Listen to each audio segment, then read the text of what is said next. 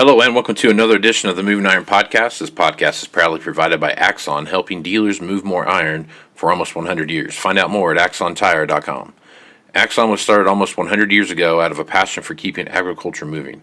It's that same passion that drives them today. With a vision for a better experience for both farmer and dealer, they set out to create a better way to move more iron. When you partner with Axon, you get immediate access to a full range of products and solutions designed to meet the complex needs of today's grower.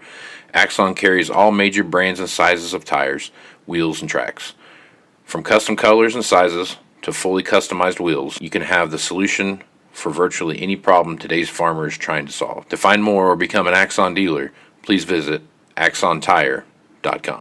This podcast is also brought to you by Valley Transportation. Valley has over 33 years in the trucking business, moving ag and construction equipment across the country. For more information, go to valleytransinc.com or give Parker a call at 800-657-4910. At Valley Transportation, our goal is to help you reach yours. Moving iron in the 21st century. Hard-working people working hard for you and me. Moving iron time and time again. Through the years you'll find us here. Moving iron. Hello and welcome to Moving Iron Podcast. Marcus with Shawn Hackett. This edition of the Moving Iron Podcast is brought to you by Axon Tire, helping dealers move more iron for the past 100 years. For more information, go to axontire.com. Also, Valley Transportation has been hauling ag and construction equipment across the country for the past 33 years. Call Parker at 800-657-4910 for all your trucking needs.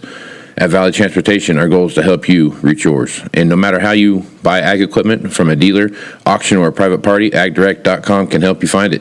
Not find it. Finance it. You can even apply online at agdirect.com. Learn more about your financing options at agdirect.com. Shawn Hackett is with Hackett Financial out of Boca Raton, Florida. And Shawn, man, I'm over about 5 this week on that. I can't seem to get through there.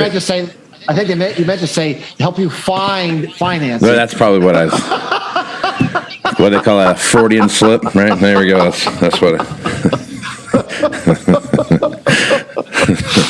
Right on, man. Well, how you been, Shawn? Good, really, really good. How's the weather in Florida? Is it still below zero? Or I guess below zero in Florida is a relative term, but I mean, is it still parka weather down there? Well, we actually have had a lot of rain. Very unusual. Yeah. It's our dry season. It's just very wet winter for us. All the lakes are full and everything's green. It's just we just got a bunch of rain last night, so yeah. We're fertile down here. We're fertile. Right on. Well, crops look great down here.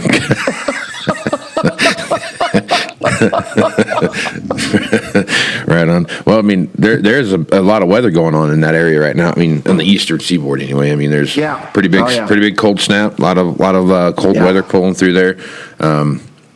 Especially when you get up north into like New York, Pennsylvania, New England, those areas, we're having some like record cold temperatures. A friend of mine from South Carolina, North Carolina. Just sent him, I saw a Facebook post. They're supposed to get 6 to 10 inches of snow, which is a freaking unheard of amount of snow for that part of the world. Yeah, that's a blizzard. That's a blizzard for them. Yeah, that's a blizzard. Yeah. So a lot of weather things happening right now, and a lot of things to pay attention to. Stuff you've talked about on this podcast quite a bit. So a lot of that stuff's coming. I just wish some of that moisture would make its way a little further west, so we could get some of that out here. But we get the cold for sure. We got the cold part, but. It's going to shift a little bit. You're going to the pattern is going to shift a little bit more west. So I think you're going to start getting more of that moisture. And we've had kind of an central eastern based cold and stormy pattern. It's going to shift more central west here as we get in the first part of February. So it's going to shift to your way. You're going to get some of that because definitely need some of that moisture out your way for sure. Definitely do. So, all right, Shawn, let's talk a little about what's going on out here in the marketplace. A lot of news popped up on the energy front here. You've got Russia ever so closely more looking at the Ukraine situation. So we got some geopolitical things popping up there. But the price of oil kind of broke through the $85 mark here this week. And it is flirting with going higher every day. So I guess as you take a look what's going on in oil and energies in general, what do you see happening there? Well, I think the market's trying to determine how long is it going to take for either the Middle East to turn the spigots on or for U.S. production to rebound. And neither one has really shown clear signs that it's going to do that yet, despite prices being fairly attractive. And so you're looking at very substantial drawdowns in crude oil inventories. And so the market continues to feel that, it needs to continue to encourage the Middle East and the U.S. to bring some production back in. And until it sees the whites of the eyes of either one of those factors contributing, it's going to stay firm as it has. Yep. As it has. Right. Yeah, right on. You put a report out here earlier this week that we kind of read through, and we've talked about cocoa, I think maybe one time on this podcast, and explain what you were kind of talking about a little bit in your report you put out about cocoa and how it was having a run up here. Well, we've been stuck in a 2-year La Nina pattern, as you know, in case we've talked about this at your conferences and on your show. And that tends to produce very good weather for West Africa, where they produce 70% of all the cocoa. And so we've had big production, and it was the worst. I think it was the worst performing ag market last year was cocoa. But our forecast, as we've been hinting, is we're going to be ending this La Nina. We're going to be shifting towards an El Nino later in 22 and into 23, and that shifts the emphasis of where weather is poor. And there's a very, very high correlation between dry weather or drought in West Africa as you approach and go through El Nino periods, a very reliable cycle. And I think the point we're trying to make is if we're going into this cycle,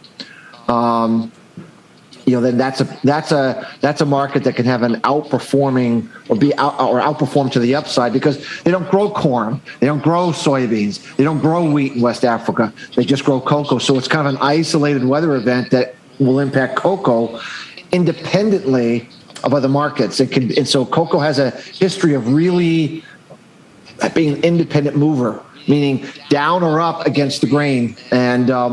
And so we think we're entering a period where this cocoa market could potentially wake up and start to see some more adverse weather. And what we will also say is, because prices have remained depressed for so long, it's a tree crop like coffee, like oranges. And if you deprive a tree crop of investment, of husbandry, of fertilizer, of insecticide, of all the things of replanting old trees, it rapidly degrades, and you simply cannot turn that production spigot back on immediately when you want to. And so this past year, for example, we had greenhouse conditions in West Africa, yet Ivory Coast, which is like the Brazil of cocoa, their arrivals for the main crop are down, in excess of 5% despite perfect weather. So if perfect weather is producing a short crop, Casey, what happens if we get less than perfect weather? It could be a real significant reduction in production at a time that post-Omicron, we might actually see demand for cocoa start to rebound substantially again. So we think this is an interesting place to look. And so it's kind of a market we think is, could be a top, in the top list of performers like coffee was last year. I think coffee was the number 1 or number 2 performing ag market in the whole ag commodity complex. So, yeah. Okay. Talk a little bit about cotton here for just a second. Cotton has had a pretty substantial run up here over the last week, really, since the USDA market report came out. And right now we're looking at prices up to that $1.22 a pound range. And I tell you what, that's almost a 15-cent run up from what it was pre-report. So I guess as you take a look at cotton, what do you see as some of those driving factors there right now? Well, I mean, the old crop is super tight because China bought everything. So we know we don't really have a lot of cotton lying around. And of course, we also know that cotton demand competes with synthetic fiber, which is crude oil produced. Crude oil keeps going up. That means that cotton has to maintain a competitive edge against, polyester and such forth and so on. So There has always been a pretty tight correlation between the direction of crude oil prices and the direction of cotton prices, up or down. And so that's another driving factor. And, it's just that's where we're at. And so the market is saying, we have to get these acres in. Now new crop cotton, December 22 cotton, hit $1. I'm trying to look. I don't know if we've ever had the following year's crop trade at $1. I'm not saying spot price. I'm talking about deferred price. That might be the first time we've seen. I have to take a look. If it's happened, maybe it's only happened once before, that you had a $1 price for the next crop coming. Yeah. Pretty amazing. Yeah. I mean, that is insanely profitable for cotton farmers. So look, lots of things can happen. Maybe China buys it all over again, but I don't know. If I'm a cotton farmer and I got $1, I can lock in $1 a pound price for my next crop. Shoot, I could just, protect that risk, sell that price, or, do whatever you have to do to make sure you got it and take the rest of the year off. I mean, I just don't, even if you have a short crop, you're going to make money at $1, Casey. So, right. I certainly, if I'm a cotton producer, would be wanting to do something to make sure I don't let that price slip away on new crop cotton, because it's highly likely by the time we get to late summer, fall, we're going to have a whole lot more cotton lying around here in the U.S. than we have today. And that $1 price for December 22 cotton is not likely going to be still sitting at $1. That would be my suspicion. Right. That's my suspicion. Right on. So, all right, let's talk about soybean crush and soybean meal and those kind of things, soybean oil and those kind of things. There was I think November was a record month for soybean crush and soybean oil and those kind of things. And as you take a look going into December, nothing really slowed down much. So I guess as you look at that market right now, what are your thoughts there? Biodiesel, yep. renewable diesel, and it's the gold rush. This reminds me so much of the ethanol gold rush we had in the 2000s. I mean, all these plants are coming online in the back half of the year. The government's backing it up. Whether you agree with it or not, it doesn't really matter. It's coming. And the amount of biodiesel we need, we need to produce a lot more soybeans. Right. A lot more soybeans. We need a lot more soybean acres to be planted. And I don't think we're going to, we need to get that ratio of soybeans to corn at the right level to promote that. And so I think the market is starting to put pencil and paper together and saying, look at this crush. This crush is not going away. And, what do we need to do here? And I just think that that's what the market is trying to do now. We know South American crops were supposed to be record setting, and now they're not. We don't know how they're exactly going to turn out, Casey, but we know we're not looking at top end Midwestern soybean crops in South America. It's going to be something less now. Gotcha. And so that puts the market on edge. And so I really feel that this is a demand-driven story. There's a good demand-driven story here, not just a weather story. Yep. And, like I said, unless the government changes the policy, which of course they can, but I don't see that happening while Biden is in office. And we know we have 2 years before that might change. And so I think we got a 2-year runway where the idea is more acres. And where are those acres going to come from, Casey? Right. Well, yeah. They're going to come from corn. They're going to come from, where? They're going to come from wheat. They're going to, the fringe acres are going to have to give up those acres to soybeans. And it's bullish for the entire grain complex, because if you have less corn acres, it's bullish corn. Yep. If you have less wheat acres, it's bullish wheat. And so this whole thing, this gold rush for soybeans, is a bullish long-term driver here for grain markets overall, absent a weather story. Right. That was my next question. So where are these soybean acres going to come from? And you're right. I mean, if you take a look at where it's at right now, corn is kind of soybean acres, from what I've talked to and heard and listened to and those kind of things. Soybean acres are edging out corn acres a little bit right now, just because of input costs and those kind of things there. But when you start looking at, explosive, soybean numbers that are out there, and you're starting to see more and more every day where there's this volatility in the marketplace is just, down 20, up 20, down 15, up 10, those kind of things, especially in the soybean complex. It's almost like the soybeans are starting to kind of trade separate from everybody else, just like you've seen wheat do in the past. Well, just think of this, Casey. We're having some very good rains in Argentina right now. Very good rains. This should be bearish soybeans. Right. Yeah, they corrected a little bit, and because the demand is there's another force. That's what as I just mentioned. This is more than just a weather story. It's a demand story, and that's really the corn story in the 2000s wasn't really a weather story. It was a demand story, and then whenever weather got involved, it made it really explosive. You're right; it's starting to separate itself, and because it has a problem, it needs to address that problem, and the problem is that it needs more acres than current prices are likely to give them, at least the way it looks to us at this point, and that's that's not something you always get in these kind of markets, but we have it at least for the next 2 years.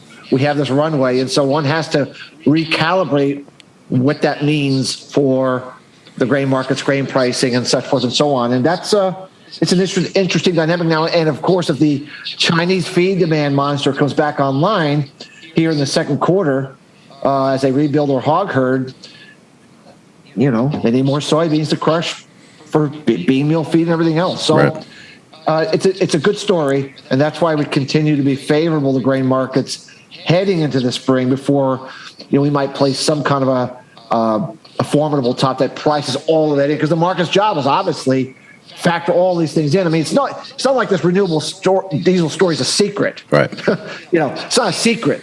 So the market's going to price this in, we think, fully by the spring, and price fully the weather by the spring, and that could be where we might have a formidable top, and we continue to feel that might be a place that could place a sizable top for a while, and producers might want to be really putting pencil and paper together to make sure they don't let that blow off top or whatever it is that we might see run away from them back to the downside. So even though the long-term story is bullish, we might price most of it in here in the first half of the year. So right on. Okay. All right, let's talk about milk for a minute. Last time we talked about milk was hovering around $22, and it's right around 20 right now, but it's been bouncing back and forth between 20 and 22 for the past, almost 2 months now, it feels like. Get down to about 19 for a minute, but then it'll jump back up. And I guess as you look at milk right now, there are some headwinds there. I mean, even though the price is high, there's still some margin issues there that they're still fighting against. So I guess as you look at milk, what do you see happening there? Just looking at the milk market from a technical perspective, when you have to look at everything, right? Everything is second quarter Class 3 milk went right to the 2014 all-time record high for the first quarter. And so on a chart, when you see that would be a logical place for the market to have a setback. And we did. We gave $2 up just like that. Doesn't mean it's the top, by the way, but it means that was the first. You would expect to have the market have a pause. Right. Now, what usually happens is you then surge the market back up again and say, is that the top? Or are we going to go forward? And that's what we don't know yet. But so technically, this was a logical place for the market to have a setback.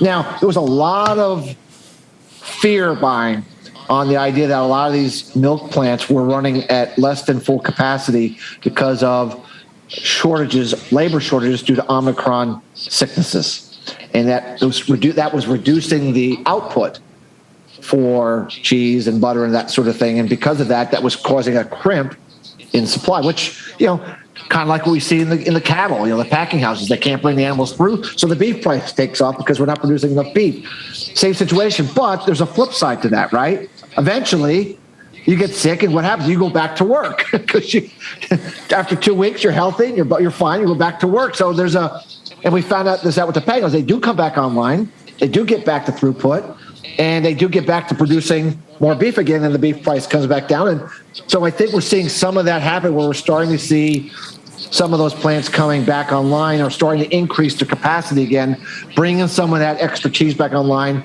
So that's another thing causing fundamentally some of this whipsaw volatility.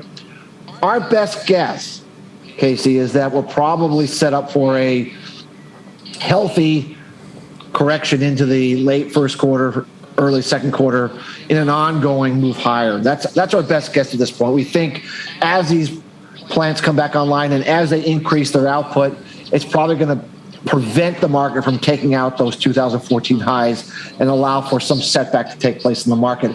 a healthy correction, but I mean, not that actually would be supportive to a much larger move later, which has been our forecast. So what we're trying to say to producers is just make sure you just take care of your second quarter milk. Don't try to get too cute. Make sure you're protected, and don't let because those prices are profitable. And we haven't had profitable prices in milk in a long time. And so that's what we're suggesting, but we still think the outlook for milk looks positive longer term. We just think that we did hit a roadblock, and we think that roadblock probably is going to hold this market back for now. So right on. Well, Shawn, good stuff as usual. Folks want to reach out to you and get more information about what you're doing over there at Hackett Financial. What's the best way to do that? Our website is Hackett, Hackett, advisors.com. Lots of information on there to give your listeners a really good idea of how we look at things to see if our information could be of value to your listeners. Right on. Well, Shawn, thanks for being on the podcast, man. I love being here always, and maybe on our next podcast we could talk about the Tonga volcano. I've been getting a lot of questions about it. Yeah, that would be a good one to talk about, because a lot of crazy things have happened there. Yeah, because I get so many questions that I think there's a lot of might be a good topic for discussion about what does it mean or does it mean or whatever, but maybe something to talk about on Tuesday. Yeah, there's some very cool pictures they found on satellites when that thing went off and everything else. That was pretty neat deal. But yeah, there's a big impact there in the the South Pacific Sea there. So it's a lot of stuff going on. So anyway, Shawn, appreciate you being on the podcast. I'm Casey Seymour with Moving Iron Podcast. Make sure you check me out on Facebook, Twitter, and Instagram. That's where you find the latest editions of the Moving Iron Podcast. Also go to Moving Iron LLC for all moving iron related topics. So with that, I am Casey Seymour with Shawn Hackett. Let's move some iron, folks. Out. You want to have a meaningful competitive advantage to help sell more equipment. Whether you represent the sales, parts, or management department of an implement dealership, there's a surprising amount of complexity when it comes to tire, wheel, and track technology. Let Axon worry about that so you can get back to supporting your customers. Axon has leveraged years of experience to create a streamlined process that gives you a proven path to help today's grower and sell more equipment. The roots of their organization go back almost 100 years to the invention of the rubber tractor tire. Supporting agriculture is the number one driver of Axon, from product development through sales and service. To find more or become an Axon dealer, head over to axontire.com. This podcast is also brought to you by Valley Transportation. Valley has over 33 years in the trucking business, moving ag and construction equipment across the country. For more information, go to valleytransinc.com or give Parker a call at 800-657-4910. At Valley Transportation, our goal is to help you reach yours. Moving iron in the 21st century. Hard-working people working hard for you and me. Moving iron time and time again. Through the years you'll find us here. Moving iron.